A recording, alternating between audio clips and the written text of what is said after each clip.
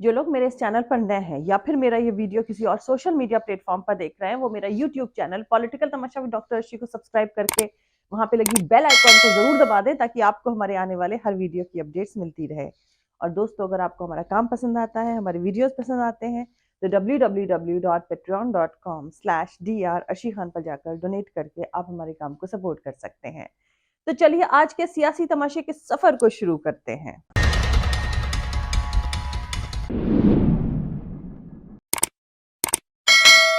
अक्सर हॉरर या जादू की कहानियों में आप लोगों ने सुना होगा कि कुछ ऐसी जगहों का जिक्र होता है जहां से गुजरना नामुमकिन होता है। आगे जाने वाला या तो मर जाता है या जो पीछे मुड़कर देखता है वो पत्थर में तब्दील हो जाता है। अब जरा सोचिए कि हकीकत की इस दुनिया में क्या किसी इलाके को ये जादुई कहानियों वाले इलाके जैसा दर्जा दिया जा सकता है? तो दोस्तों, आपको बता दूं कि हकीकत की इस दुनिया में ये दर्जा हासिल है पाकिस्तान और अफगानिस्तान की सरहद से लगे खैबर दर्रा को, जहां से अफगानिस्तान जाने और वहां से आने वालों को रास्ते से गुजरने के लिए अफरीदी कबाइलों को नजराना देना पड़ता था। यहां तक कि दुनिया पर जीत हासिल करने वाले ग्रेट विनर्स को भी यहां अपना सर झुकाना पड़ा। तकरीबन सभी हिस्टोरियंस ने अफरीदी कबीलों के बारे में लिखा है कि वो मुसीबत हैं जो जंग से प्यार करते हैं और उनका यही प्यार उनके दुश्मन की सबसे बुरी हार की वजह बनता है। दुनिया के तमाम राइटर्स इस बात से सहमत हैं कि खैबर दर्रे पर जितने हमले हुए हैं उतने हमले शायद ही दुनिया के किसी रास्ते या इलाके पर हुए होंगे। दुनिया का ये मशहूर खैबर दर्रा पेशावर से 11 मील की दूरी पर बने ऐतिहासिक गेट बाबे खैबर से शुरू होता है और यहां से तकरीबन 24 मील यानी तोरखम पर पाकिस्तान और अफगानिस्तान की सरहद पर खत्म होता है। यहां से लोग डूरंड लाइन को पार करके अफगानिस्तान में एंटर करते हैं।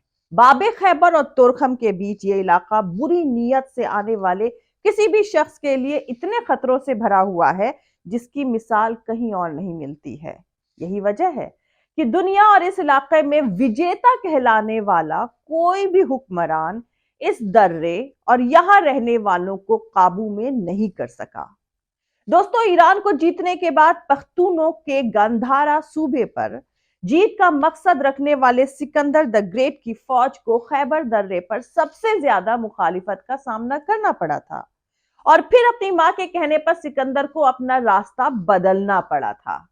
बताया जाता है कि अफरीदी कबीलों के इस कड़ी मुखालिफत की वजहों का पता लगाने के लिए सिकंदर की मां ने उनसे कहा कि इस इलाके के कुछ लोगों को दावत पर उनके पास भेजा जाए। अफरीदी कबीलों के ये मुखिया सिकंदर आजम की मां के साथ बातचीत करने पहुंचे, जहां सिकंदर की मां ने उनसे सवाल किया कि आप में से मुखिया कौन है।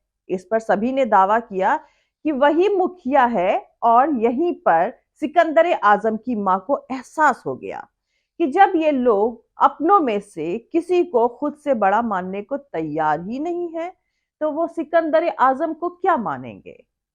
फिर मां ने अपने बेटे को सलाह दी कि वो हिंदुस्तान जाने के लिए खैबर दर्रे के रास्ते का ख्याल दिल से निकाल दे।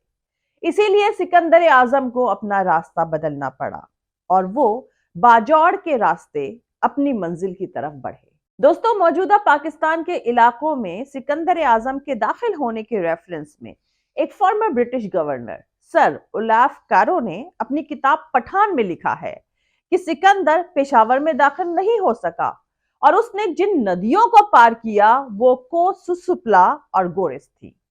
इनके बीच एक पहाड़ी झरना था जो सिर्फ कॉन्टर यानी पंचकोड़ा का ऊपरी हिस्सा हो सकता है, जहां से आज डूरंड लाइन गुजरती है।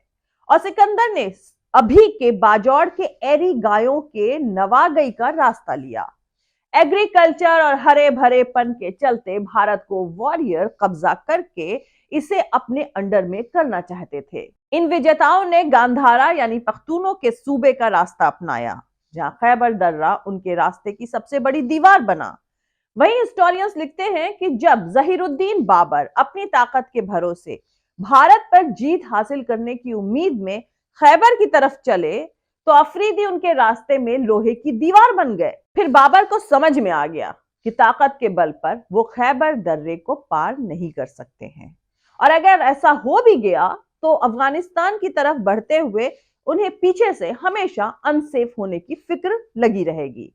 اسی لیے خود کو مضبوط کرنے کے بعد انہوں نے ایک بار پھر 1519 میں دوبارہ خیبر کو جیتنے کی ٹھانی۔ ایک زبردست جنگ کے بعد ظہیر الدین بابر علی مسجد میں صرف ایک رات بتا سکے۔ وہ جمرود تو پہنچ گئے، لیکن انہوں نے سوچا کہ اگر وہ پنجاب گئے تو ایسا نہ ہو کہ واپسی پر یہ قبائلی ان کا راستہ کاٹ دے۔ وہیں سکھ رولر رنجیت سنگھ کو یقین تھا کہ پختونوں پر ستہ بنائے رکھنے کے لیے ایک مضبوط ہاتھ کی ضرورت تھی۔ اسی لیے سکھوں کے سب سے فیمس ایڈمنسٹریٹر جنرل ہری سنگھ نلوا کو ایک بڑی فوج کے ساتھ پشاور کا ایڈمنسٹریٹو آفیسر اپوائنٹ کیا گیا۔ ہری سنگھ نے پختونوں کو تو پریشان کیا، لیکن وہ قبائلیوں کو نقصان نہیں پہنچا سکے، اور ان قبائلیوں کی کارروائیوں کی وجہ سے رنجیت سنگھ خود گھبرا گئے۔ اس گھبراہٹ کا ہی اثر تھا کہ ان قبائلیوں کے حملوں سے بچنے کے لیے ہری سنگھ نلوا نے باب خیبر کے پاس یعنی خیبر درے کے مہانے پر ایک قلعہ بنانے کا فیصلہ کیا، اور 1836 میں اس پر کام شروع ہوا۔ ویسے تو سکھوں نے قبائلیوں کے حملوں سے بچنے کے لیے اس قلعے کا کنسٹرکشن کیا تھا، لیکن افغانستان کے امیر دوست محمد خان نے اسے اپنے خلاف ارادے کا اشارہ مانا اور سکھ سینا پر حملہ کر دیا، جس میں ہری سنگھ نلوا مارے گئے۔ وہیں جب برٹش سکھ سینا افغانستان میں تعینات تھی تو ان کے لیے خیبر درہ کھلا رکھنا ضروری تھا، لیکن افریدی قبائلوں کو پیمنٹ کیے بنا تو یہ ممکن نہیں تھا۔ انگریز بھی جانتے تھے کہ افریدیوں کو پیسہ نہ دیا گیا تو وہ خود بھی چین سے نہیں رہ پائیں گے، اسی لیے انہیں خیبر درے میں امن بنائے رکھنے کے لیے افریدیوں کو سالانہ 1,25,000 روپے دینے پڑتے تھے۔ افغانستان میں 2 سال رہنے کے بعد جب انگریز ہار گئے تو وہ اپنی سہیوگی سینا یعنی سکھوں کو لے کر واپس لوٹے، تو خیبر درے کے اندر افریدی قبائلیوں نے ان کے ساتھ ایسا برتاؤ کیا کہ ان کے ہوش اڑ گئے۔ خیبر درے کے اندر علی مسجد کے پاس انگریزوں کی توپیں اور بندوقیں سب کچھ افریدی قبائلیوں نے چھین لی۔ دوستو، اس راستے کے دونوں طرف قریب 1,500 فٹ اونچی اونچی پہاڑی چٹانیں ہیں، اور ان کے بیچ میں غفاؤں کی بھول بھلیا ہے۔ یہاں کے لوگوں کے لیے یہ درہ ایک ایسی نیچرل گھیرا بندی ہے جسے دنیا کے کسی بھی جنگی ہتھیار سے نہیں جیتا جا سکتا ہے۔ اس کا سب سے خطرناک حصہ ایتہاسک علی مسجد کا علاقہ ہے، جہاں درہ اتنا سکرا ہو جاتا ہے کہ اس کی چوڑائی صرف کچھ میٹر کی ہی رہ جاتی ہے۔ وہیں دوسری طرف یہ وہ جگہ ہے جہاں پہاڑ کی چوٹیوں پر چھپے کچھ قبائلی سینکڑوں فٹ نیچے سے گزرتے ہزاروں سینکوں کے لیے قیامت برپا دیتے تھے اور انہیں پیچھے ہٹنے کے لیے مجبور کر دیتے تھے، یہاں تک کہ انہیں ڈیڈ باڈی اٹھانے کے لیے بھی قبائلیوں کی بات ماننی پڑتی تھی۔ پیشاور شہر سے چند کلومیٹر دور جمرود تحصیل میں بنے اس گیٹ کو اگر دشمن کے لیے موت کی گھاٹی کا دروازہ کہا جائے تو غلط نہیں ہوگا۔ اس دروازے سے ہی پورے خیبر درے کی اہمیت کا پتہ چل جاتا ہے۔ اس گیٹ کا کنسٹرکشن پاکستان کے former president field marshal Ayub Khan کی حکومت کے دوران کیا گیا تھا۔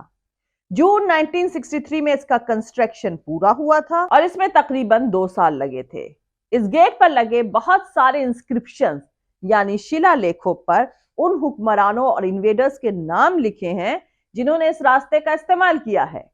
باب خیبر کے آس پاس کے علاقے میں تقریباً 29 لڑائیاں خود آس پاس کے الگ الگ قبیلوں کے بیچ لڑی گئی، جس میں سکھوں، انگریزوں اور خود قبیلوں کے بیچ یہ جنگیں ہوئی تھی۔ افریدی قبیلوں کی ویسے تو اور بھی کئی ساری برانچز ہیں اور یہ کمیونٹی الگ الگ علاقے میں رہتی ہے، پر ان کی سب سے بڑی کمیونٹی کوکی کھیل باب خیبر سے لے کر خیبر درے تک اور پھر تراہ کے بڑے علاقے میں رہتی ہے۔ دوستو، جانے مانے جرنلسٹ اللہ بخش یوسفی نے اپنی فیمس کتاب تاریخ افریدی میں لکھا ہے کہ خیبر درے کے جن میں बड़ी तादाद में बौद्ध आर्कियोलॉजिकल साइट्स पाई गई, लेकिन अपनी एजम्पशंस के चलते पख्तून इन मूर्तियों के खिलाफ थे और उन्हें तोड़ देते थे। उसी इलाके में लांडी खाना के पास एक पहाड़ पर पुराने दौर की एक किले जैसी इमारत मौजूद है, जिसे वहां के अफरीदी काफिर कोट कहते हैं। किताब के राइटर्स अल्लाह बख्श यूसुफी लिखते हैं कि सुल्तान महमूद गजनवी ने भारत पर हमलों में पख्तूनों से दुश्मनी करने के बजाय उन पर भरोसा किया और उनका इंट्रोडक्शन अपना फख्र कहकर कराते थे। जो मुखिया महमूद गजनवी के साथ जंग में शामिल हुए उनमें मलिक खानो, मलिक आमू, महमूद मलिक आरिफ, मलिक गाजी, मलिक शाहिद और मलिक अहमद शामिल हैं। जब महमूद गजनवी ने सोमनाथ पर जीत हासिल करी तो पख्तून बहुत ही दिलेरी से लड़े और लड़ाई के इस तरीके ने उन्हें पख्तूनों को खान का नाम देने पर मजबूर किया और कहा जाता है कि सिर्फ पख्तून ही खान कहलाने के काबिल हैं।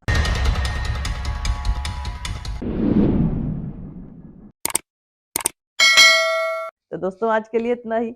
मिलते हैं अगले वीडियो में किसी दूसरे नए सियासी तमाशे के साथ। जय हिंद, सत्यमेव जयते, अल्लाह हाफिज।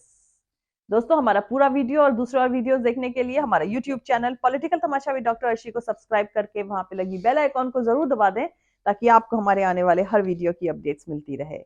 और दोस्तों अगर आपको हमारा काम पसंद आता है, हमारे वीडियोस पसंद आते हैं, तो www.patreon.com/dr अर्शी खान पर जाकर डोनेट करके आप हमारे काम को सपोर्ट कर सकते हैं। और दोस्तों अगर आपको हमारा वीडियो पसंद आता है तो लाइक और शेयर करना हरगिज नहीं भूलें। आप हमें फॉलो भी कर सकते हैं हमारे ट्विटर, इंस्टाग्राम और फेसबुक पेज पर।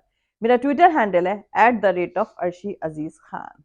Thank you. मिलते हैं अगले वीडियो में 2023 में।